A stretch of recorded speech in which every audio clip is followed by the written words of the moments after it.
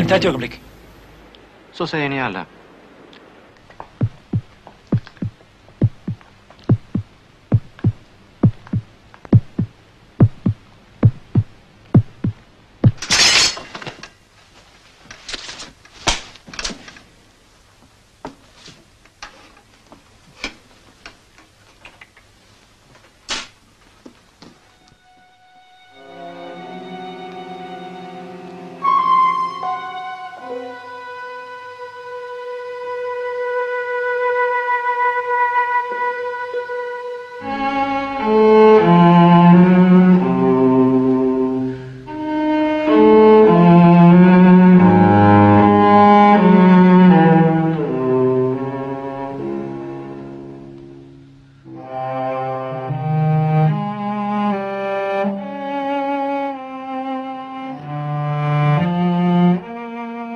As he approaches his 90s, Ingmar Bergman is the last survivor of a generation of great European film directors who brought to the cinema a new psychological depth and formal daring.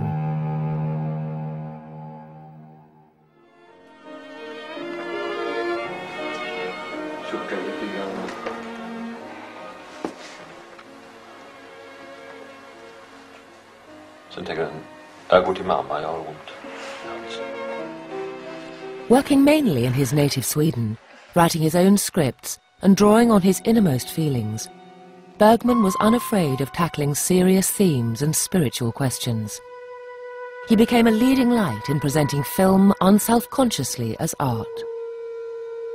From Woody Allen to Andrei Tarkovsky, Bergman's work has had a profound effect upon many people. However, only a privileged few have met and talked at length with the man himself. As well as writing a book on the Seventh Seal, novelist and broadcaster Melvyn Bragg interviewed Bergman for the South Bank show in 1978. Published in 1990, Conversation with Bergman was an extended interview by French film director Olivier Assayas. And in 2003, Bergman talked to Swedish television producer Marie Nereröd for a series of intimate documentaries.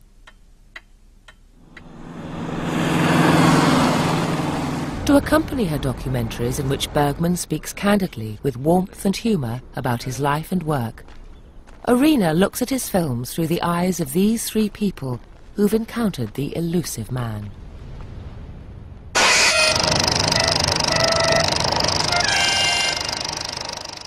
In 1959, the BBC visited Ingmar Bergman on set. I found him a friendly man, eager to talk about other people's films, anxious that all the publicity about him shouldn't disrupt his work, and adamant on one point: no interviews.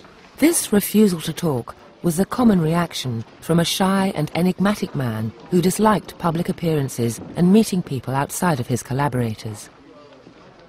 Born in 1918, Bergman began his career in the theatre and moved into writing and directing films in the late 1940s. Within 10 years, he'd become an artist of international stature, and one film in particular made a great impact on younger audiences. I was going past this cinema and I saw a poster outside the cinema with a picture on of a girl who looked precisely like the girlfriend I most reluctantly had to leave behind in Wigton.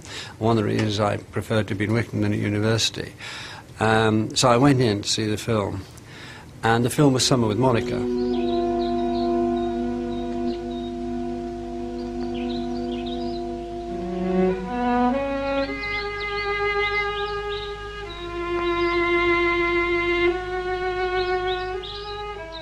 It was the first film I'd ever seen in a foreign language, and partly because of that, I suspect, partly because of the attraction of the actress, and partly, even then, because I thought something else was going on in this film, I followed this man's work. Kan du tänka dig att de jobbar hos Forsbergs nu, va? Ja, nere i min gamla källare, va? De tar in lådor och bygger upp, och dammigt och smutsigt är det. Vi har gjort uppror, Monica, mot dem, alla de andra. Du, kommer ihåg när novellen vi läste igår? Den laglösa älska.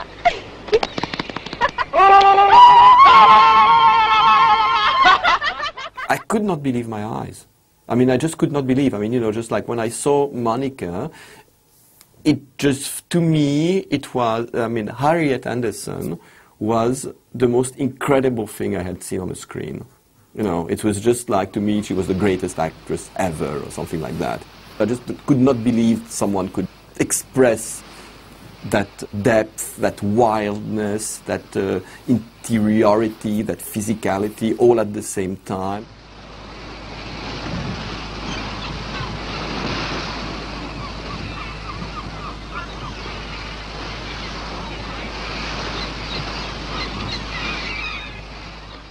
One thing that struck me so much, specifically about a movie like Summer in Monica, is exactly the notion of summer. The Swedish summer is just so beautiful, so powerful, so releasing in many ways. And the attraction of the outdoor, the sensuality of summer and of those teenagers, somehow brings out the modernity of his filmmaking. For the young Ingmar Bergman, I suppose summer was a time of joy, a time of love, a time of sex, certainly. I mean, Sweden is a big country with very few people in. And it's also a cold country, which means that we have to stay indoor for most of the year. So we are really maybe more lonely than most people, and we are used to looking into ourselves.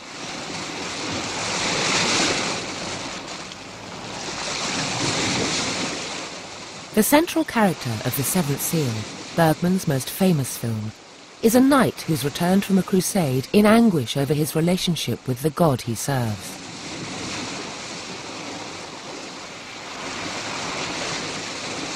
With Bergman, I think there are enormous layers there. One of them, the religious layer, attracted me quite early on, especially in an obvious film like The Seventh Seal. I had a strongly religious upbringing, and although by the time I got to university, I was entering into into doubts and hesitations and fallings away, as it were, at that period in my life, there was still an enormous stash of religious lore, habit, instinct, a great religious or spiritual, if one bumps it up a bit, space in my mind, which Bergman also addressed.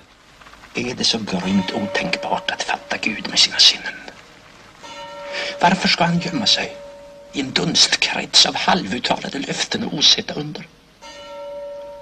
Hur ska vi kunna tro på de troende när vi inte tror själva?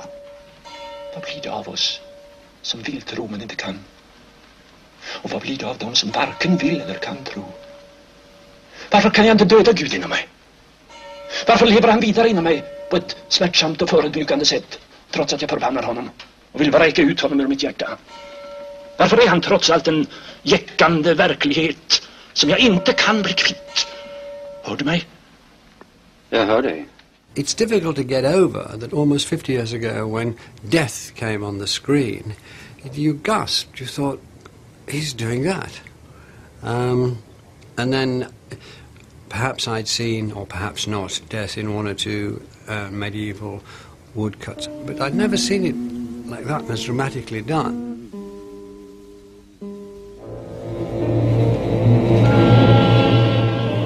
Jag har väntat.